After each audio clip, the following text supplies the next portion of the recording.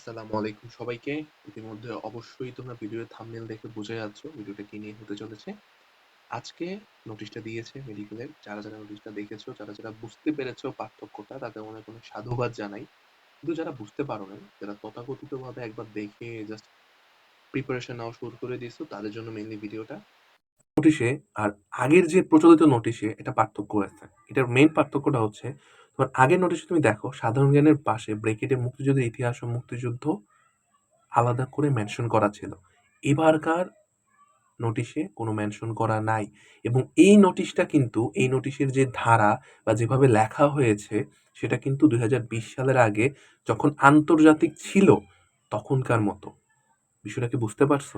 মানে সোজা কথা, এবার আন্তর্জাতিক প্রশ্নগুলোর গুরুত্ব আছে এবং আন্তর্জাতিক প্রশ্নগুলো একটু দেখতে হবে। তো কোথা থেকে দেখবে? অবভিয়াসলি তোমার বিগত সালের যে মেডিকেলের কোশ্চেনগুলো যখন আন্তর্জাতিক আসছিল সেগুলো, প্লাস তোমার ঢাবির বিগত সালের প্রশ্ন, বিসিএস এর বিগত সালের প্রশ্ন। ওকে? আন্তর্জাতিক প্রশ্নগুলো অতটা মানে অত বেশি তোমাকে বা অত ডেপথ তোমাকে করবে না, বাট তোমরা সোজা কথা দেখলে বুঝতে পারবে। ওকে?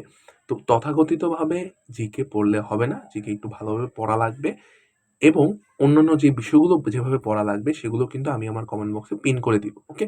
যে ভিডিওগুলো লাগবে এটা আমার চ্যানেলে হোক বা আমার যে আরেকটা চ্যানেল আছে এক্সামিট, আমার যেখানে আমি অ্যাডমিন আছি ওই চ্যানেলটার ভিডিওগুলো আমি পিন করে দিব। ওকে?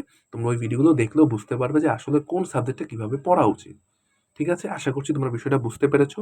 এটা একটা শর্ট নোটিস টাইপের ভিডিও ছিল যাতে তোমরা একটু ভালোভাবে দেখতে পারো। ওকে? সবাই আসলে নোটিশটা ভালোভাবে পড়ে না। নোটিশটা পড়ার প্রয়োজন বোধ করে না। যার দরুন এই ভিডিওটা বানানো। তাই আশা করছি তোমরা বিষয়টা বুঝতে পেরেছো, এবং সবাই এখন থেকেই অ্যালার্ট হয়ে যাও যে প্রশ্নটা তথাকথিতভাবে আগের মতো হবে না।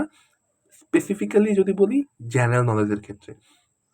জিকের ক্ষেত্রে তোমার জুলাইয়ের গণঅভ্যুত্থান নিয়ে বিষয়গুলো পড়া লাগবে।